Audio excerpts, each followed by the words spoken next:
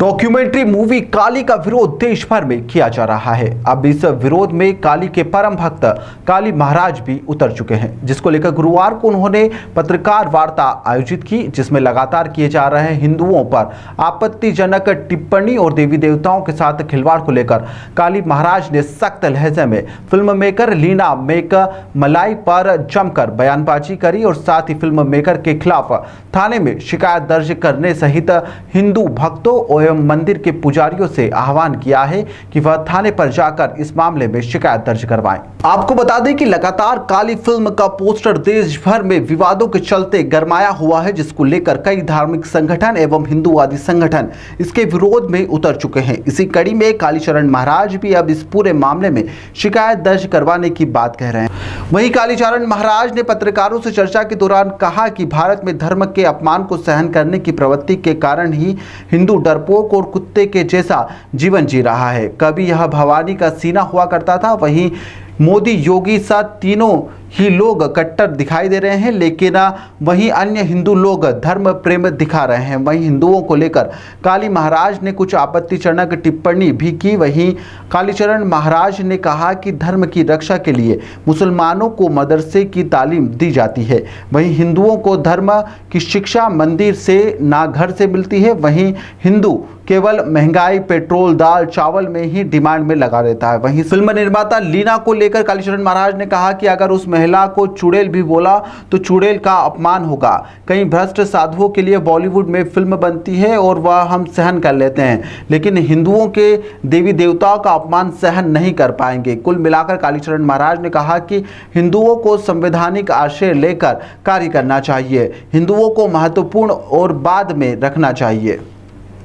देश भर में जो विवाद चल रहा है फिल्म को लेकर, क्या कहेंगे? हिंदू भवानी का सिंह है मूल रूप में, लेकिन धर्म का अपमान सहते सहते ये डरपोक कुत्ता बन गया है। और इस डरपोक बनने के कारण ये सहिष्णुता का कलंक हिंदुओं के माथे पड़ गया।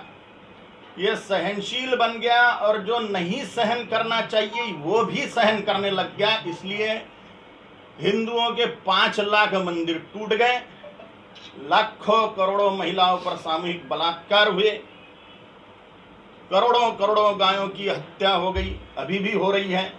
40,000 लव जिहाद के केसेस देश भर में रोज के हैं।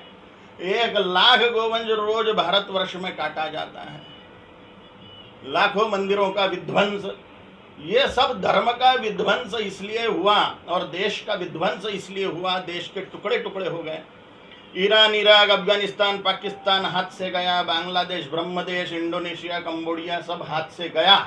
इसका कारण भारत में धर्म का अपमान सहने की प्रवृत्ति बढ़ना है। हिंदुओं में हिंदुओं की धर्म का अपमान सहन करने की प्रवृत्ति के कारण हिंदू डरपोक कुत्ते के जैसा जीवन बिता रहा है ये भवानी का सिंह।